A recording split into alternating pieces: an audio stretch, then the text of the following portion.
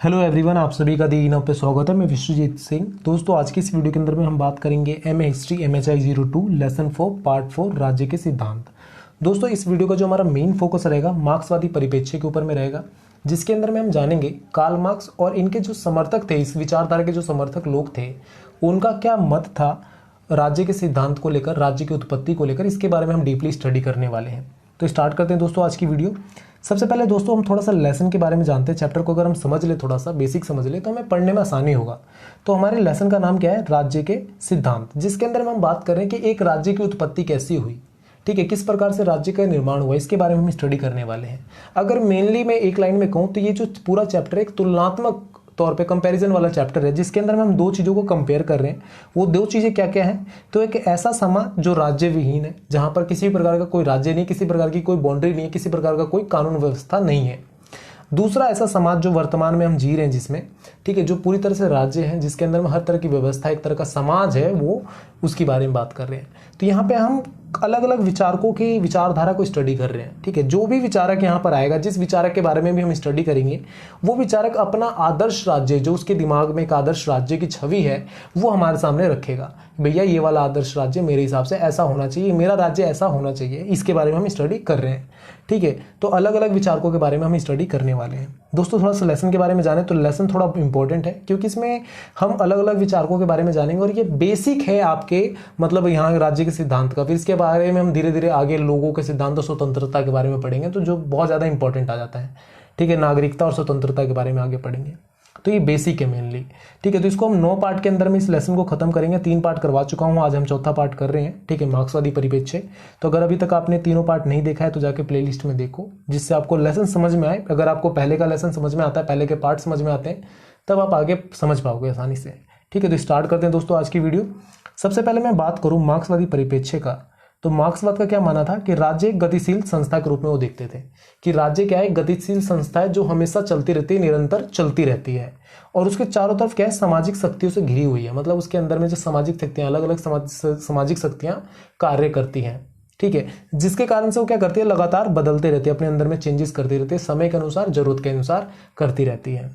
वो मानते थे कि समाज में इसी प्रकार वर्ग की स्थापना हुई। अब वर्ग की होता क्या है?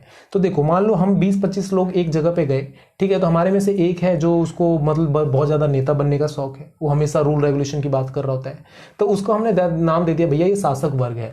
एक बंदा था, उस बनिए वाली काम करता था, भैया यहाँ नहीं जाना, यहाँ नहीं करना, ये ले लो, वो खरीद लो, इतने में पैसे मिल रहे हैं, उतने कर ले, मतलब वो कंजूसी वाला काम कर रहा था, तो हमने उसको व्यापारिक वर्ग का नाम दे दिया।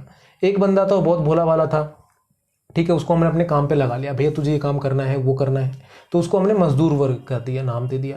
तो मतलब जो जिनके काम के अनुसार जो हमने बांटा, वो वर्ग कहलाया। तो यहाँ पे क्या कहते हैं, कार्ल मार्क्स क्या कहते हैं? समाज में इसी तरह वर्ग की स्थापना हुई जिन्होंने उत्पादन के साधनों पर अधिकार कर लिया। मतलब देखो, हम 20 लोग गए एक ट्रिप पर, जिसमें अलग अलग लोगों की जो खासियत थी, उसने उस चीज पे राइट अपना जमा लिया, अधिकार कर लिया। जिसको भाई भाषण वाषण देना अच्छा लगता था, रूल रेगुलेशन बनाना अच्छा लगता था, तो उसने शासक वर्ग वाला पोजीशन पे अधिकार कर लिया। जिसको बिजनेस करना अच्छा लगता था, तो उसने व्यापारिक वर्ग वाले पे अधिकार कर लिया। तो मतलब जिन्होंने उत्पादन के साधनों पर अधिकार कर लिया, वे आर्थिक और राजनीतिक दोनों ही मामलों में शासक वर्ग बन गए, ठीक है। मतलब आर्थिक तौर पे भी, राजनीतिक तौर पे भी शासक वर्ग बन गए। इस प्रकार से वर्ग की उत्पत्ति हुई। आपको आई होप सो वर्ग समझ में आ गया होगा कि वर्ग होता क्या है, यहाँ पर किस प्रकार की, कौन से वर्ग की मैं बात कर रहा हूँ।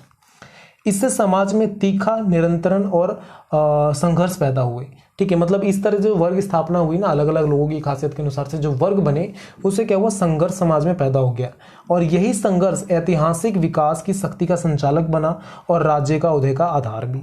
यहाँ पे मार्क्स क्या मानते हैं? भैया जो संघर्ष हुआ समाज के अंदर में वर्ग के कारण से, यही वर्ग क्या करता है? एक ऐतिहासिक विकास का कारण बनता है, ठीक है, सामाजिक तौर पर राज्य का विकास का कारण बनता है, और यहीं से राज्य की उत्पत्ति का आधार भी बनता है, ठीक है। कार्ल मार्क्स ऐसा कहते थे। आगे बात करें दोस्तों, तो यहाँ पे मार्क्स कहते हैं, मार्क्स और एंगलिस, यहाँ पे हम दोनों की विचारधारा के बारे में बात कर रहे हैं, एंगलिस की भी और कार्ल मार्क्स की भी, क्योंकि दोनों की विचारधारा लगभग 99.9% मैच करती थी राज्य के सिद्धांत को लेकर, ठीक है। तो इसलिए दोनों के बारे में बात करते हैं। दोनों चुनौती देते हैं किसकी? उदारवादी विचारधारा को चुनौती देते हैं। क्या कहते हैं? जैसे उदारवादी विचारधारा के लोगों का क्या मानना था कि राज्य निष्पक्ष होकर काम करता है, मतलब राज्य क्या है? किसी का भेदभाव नहीं करता, निष्पक्ष होकर काम करता है। पर कार्ल मार्क्स और एंगलिस ने क्या कहा? भैया उसको चुनौती दिया कि राज्य निष्पक्ष होकर काम कर ही नहीं सकता, इस तरह सामुदायिक या सार्वजनिक हितों की प्रतिनिधित्व करता रहता है, वर्ग हो ही नहीं। मतलब कार्ल मार्क्स और एंगल्स क्या कहते थे, भैया राज्य जो है निष्पक्ष होकर काम कर ही नहीं सकता, क्योंकि जिस तरह का समाज है, जिस तरह का सामाजिक हित है, ठीक है, सार्वजनिक हित है, उसका अगर प्रतिनिधित्व करेगा जिस प्रकार से, तो वर्ग रहेगा ही नहीं, वर्ग बचेगा ही नहीं, ठीक है, वर्ग हो ही नहीं। इस तरह से ये बातें करते थे। अब देखो उदारवादी लोग क्या कहते हैं, समझ में आपको क्या? पहले मतलब ये पहले वाला क्लियर कर लो आप, जैसे मुझे लग रहा है डाउट होगा क्योंकि मैं समझा नहीं पाया यहाँ पे। तो यहाँ पे कार्ल मार्क्स और एंगल्स क्या कहते हैं कि जो राज्य है वो निष्पक्ष होकर काम नहीं कर सकता है। कारण क्या है कि एक राज्य के अंदर में अलग अलग तरह के वर्ग में लोग बटे हुए हैं, उनको अलग अलग प्रतिनिधित्व लोग करते हैं, ठीक है, उनके सार्वजनिक हित अलग अलग हैं, जिसके कारण से राज्य निष्पक्ष होकर काम नहीं कर सकता है, ये माना था। अगर काम करता है राज्य, इस तरह से काम कर रहा है, तो मतलब क्या है कि कोई भी वर्ग है ही नहीं राज्य के अंदर में, ये कार्ल मार्क्स और एंगल्स कहते थे। आप एक तरफ से कह रहे हो कि वर्ग भी है राज्य में, तो अगर वर्ग है तो इन सारी चीजों को भी देखभाल करेगा, प्रतिनिधित्व भी कर रहा है, उसके सामाजिक हित की भी बात कर रहे हो आप, सार्वजनिक हित की भी बात कर रहे हो, तो अगर इन सब चीजों को देखोगे तो निष्पक्ष कार्य राज्य नहीं कर सकता है, तो मतलब वर्ग नहीं है। जबकि उदारवादी लोगों का विश्वास था कि राज्य क्या है, निष्पक्ष होकर काम करता है। वे कार्ल मार्क्स के मुताबिक व्यक्तिगत अधिकारों की एक व्यवस्था की रक्षा करते हैं और निजी संपत्ति के शासन की वकालत करते हैं, ठीक है। कार्ल मार्क्स क्या कहते थे भैया कि राज्य क्या करता है कि एक व्यक्तिगत जो व्यवस्था है उसके अधिकारों की रक्षा करता है, व्यक्तिगत व्यवस्था की रक्षा करता है, निजी संपत्ति की रक्षा करता है और उसकी वकालत करता है, शासन की वकालत करता है। बस यही राज्य का काम है और कुछ नहीं करता, ठीक है।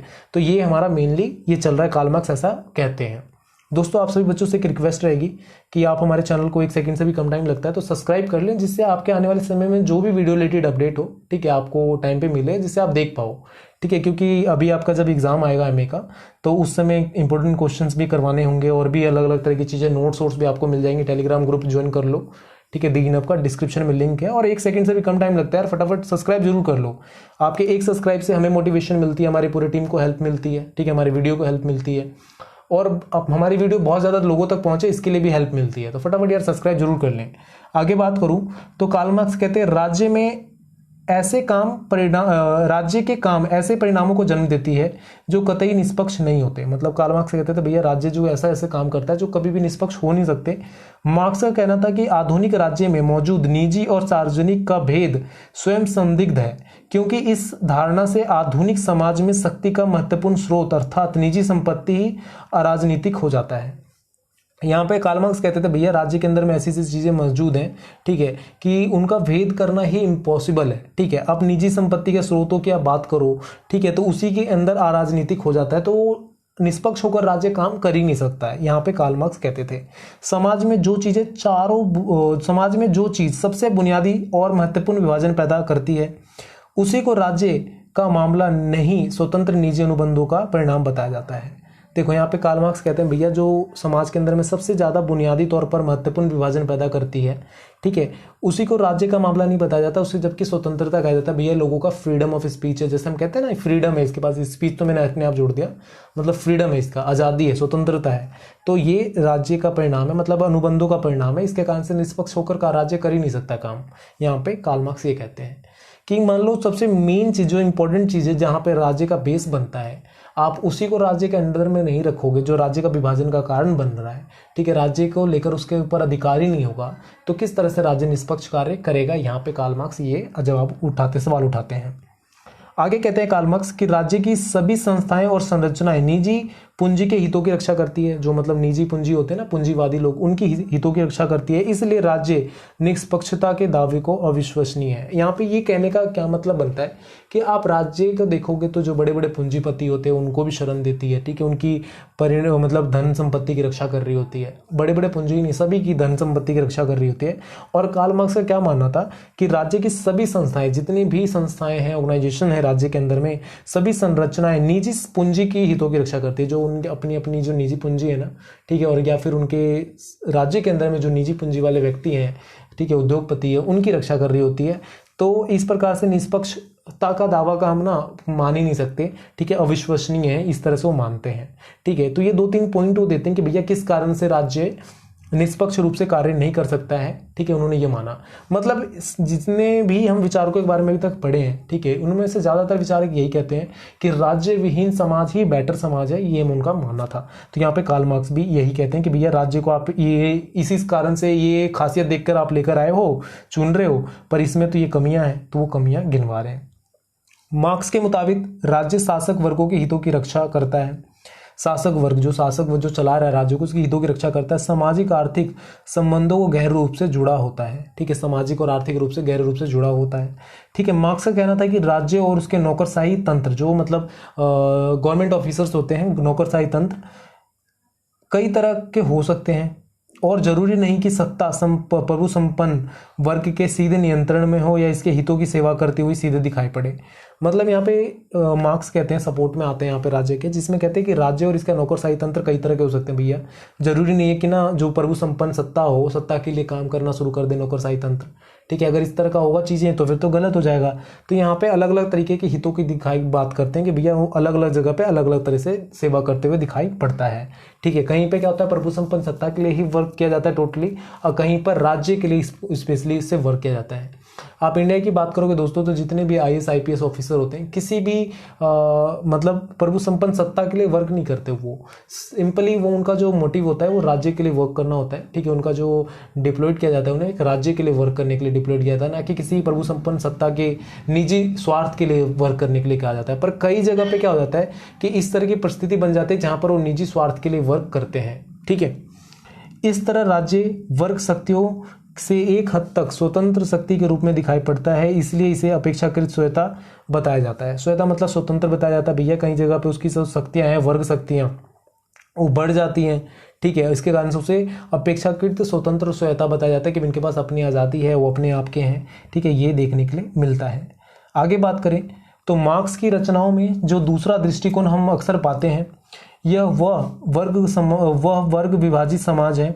समाज में शासक वर्ग के हितों में सामाजिक का भूमिका निभाता। मतलब यहाँ पे क्या कहते हैं कार्ल मार्क्स क्या कहते हैं कि कार्ल मार्क्स की रचनाओं में दूसरा जो दृष्टिकोण है, दो दृष्टिकोण की बात किया। पहले दृष्टिकोण में मैंने ये बताया ऊपर में कि किस तरह से नौकरशाही तंत्र के बारे में बात करते हैं, जो मतलब अलग अलग जगह पे प्रभु संपन्न सत्ता के लिए वर्क करती है और नहीं करती है, इसके बारे में मैंने बात किया। पहला दृष्टिकोण ये था।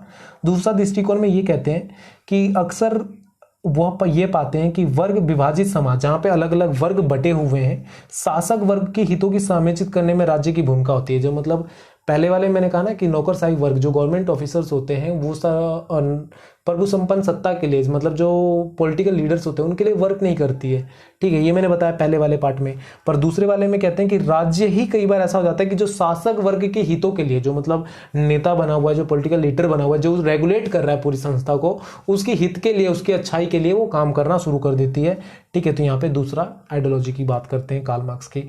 इस दृष्टिकोण के मुताबिक राज्य प्रभु संपन्न सत्ता के वर्गों हितों की सेवा करने वाली अधिरचना के रूप में दिखाई पड़ती है। मतलब इस तरह से उसका निर्माण हो जाता है एक समय पे, जहां पर जो राज्य है वो जो शासक वर्ग है उसके लिए काम करना शुरू कर देती है। थोड़ा सा मैं रफली बताऊं तो कार्ल मार्क्स ने दो तरह की विचारधाराओं के बारे में बात करते हैं, ठीक है। जिसमें पहली विचारधारा के अंदर में नौकरशाही तंत्र के बारे में बात करते हैं कि नौकरशाही जो तंत्र है वो क्या करता है कि अलग अलग तरह से सत्ता, मतलब जरूरी नहीं है कि सत्ता के लिए वर्क करे, मतलब वो ये कहते हैं कि भैया जो नौकरशाही तंत्र है वो प्रभु संपन्न सत्ता के लिए वर्क नहीं करता है, वो राज्य के लिए वर्क करता है डायरेक्टली, ठीक है, जिससे राज्य का बेनिफिट हो। पर दूसरे विचारधारा के अंदर में कार्ल मार्क्स कहते हैं कि कई बार क्या होता है कि नौकरशाही तंत्र तो चलो ठीक है, पर राज्य ही शासन वर्ग के हितों की रक्षा करने में लग जाता है, ठीक है, उसको समायोजित करने में लग जाता है, ठीक है। तो उसके कारण से जो राज्य की रचना होती है वो रचना पूरी तरह से शासन वर्ग के लिए दिखती है, ठीक है। इस तरह से वो बताते हैं। संपन्न में समझ में आता है दोस्तों आप सभी को वीडियो में क्या मैं मतलब क्या था इस वीडियो के अंदर में, आपको समझ में आया? मार्क्सवादी की विचारधारा समझ में आई आपको? अगर कहीं पे आपको कन्फ्यूजन हो रहा है कि समझ में नहीं आया तो ठीक है, एक बार आप वीडियो को दोबारा देखना जिससे आपको समझ में आए। फिर भी अगर कहीं पे प्रॉब्लम आती है तो PDF जो इसके टेलीग्राम ग्रुप में मिल जाएगा, वहाँ पे आपको देखोगे तो उससे समझ में आ जाएगा। और जो भी पॉइंट्स मैंने इसमें डाला है सारा आपके बुक का ही है, ठीक है। तो एक बार अपनी बुक खोलो, बुक से पढ़ोगे तो थोड़ा सा समझ में आ जाएगा। नहीं समझ, जिन बच्चों को नहीं समझ में आया तो रीज़न में बता देता हूँ क्या रीज़न है। पहली चीज़ कहीं पे मैंने बोलने में ऊपर नीचे हो गया था, इसके कारण से आपको समझ में नहीं आएगा। पहला कारण ये है। दूसरा कारण ये कि कार्ल मार्क्स की जो विचारधारा है अगर आपने पहले पढ़ रखी है तो आपको दिक्कत नहीं होगी, ठीक है, कि किस प्रकार से वो पूंजीवाद को सीधा टारगेट करते हैं, क्या कहते हैं। तो अगर आपको पहले आइडिया होगा उसके बारे में तो आपको दिक्कत नहीं आएगी। पर अगर आप पहली बार पढ़ रहे हो, ठीक है, आपने पीछे सही से नहीं पढ़ रखा है कार्ल मार्क्स के बारे में, तो थोड़ा सा प्रॉब्लम जरूर होगा। पर सजेशन यही दूंगा कि एक बार आप पीडीएफ को पढ़े, वीडियो को देखें पूरा, ठीक है, उसके बाद अपनी जो बुक है बुक से एक बार स्टडी कर लें, ठीक है, 10-15 मिनट लगेगा, बुक से स्टडी कर लोगे तो बहुत अच्छे से समझ में आ जाएगा। एंड लास्ट दोस्तों, आप सभी बच्चों से रिक्वेस्ट ये है कि हमारा जो चैनल है दी इन अप, ठीक है, इससे अगर एक लाइक करते हो आप, एक सब्सक्राइब लाइक शेयर करते हो, तो हमारे चैनल को, हमारे वीडियो को और हमारी पूरी जो टीम है दी इन अप की, उसको बहुत ज़्यादा हेल्प मिलेगा। क्योंकि वीडियो बनाना मतलब एक बहुत बड़ा वर्क हो जाता है और हमारे से बहुत सारे टीम जुड़े हुए हैं, ठीक है, बहुत सारे लोगों की हेल्प होगी आपके एक सब्सक्राइब से। तो सब्सक्राइब जरूर करें। और जो भी बच्चे हैं एमए हिस्ट्री के और दिल्ली यूनिवर्सिटी के, आपके जान पहचान में है, कोई भी रिलेटिव में है, आपके भाई बहन कोई भी, तो उनको जरूर वीडियो शेयर करें, जिससे वो भी हमारे चैनल से जुड़ पाए और वो भी हमारे सर्विसेज का मतलब लाभ उठा पाए। तो बहुत मज़ा आएगा दोस्तों। एंड लास्ट, जो भी आपको अगर किसी तरह का पीडीएफ चाहिए, अगर किसी तरह की हेल्प चाहिए, ठीक है, कभी कॉलिंग पे बात करना हो, कुछ क्वेश्चन पूछना हो, तो आप हमारे टेलीग्राम ग्रुप को ज्वाइन कर सकते हो। इवन सोशल मीडिया ग्रुप का डिस्क्रिप्शन में लिंक है, सभी ग्रुप का, जो भी आपके फेसबुक हो गए, इंस्टाग्राम हो गए, टेलीग्राम हो गए, सब इस चीज़ का मिल जाएगा। तो वहाँ पे भी क्वेश्चन पूछ सकते हो, फटाफट जाओ ज्वाइन करो और क्वेश्चन पूछो। And thank you for watching me, thank you for listening me, bye bye, take care, all the best.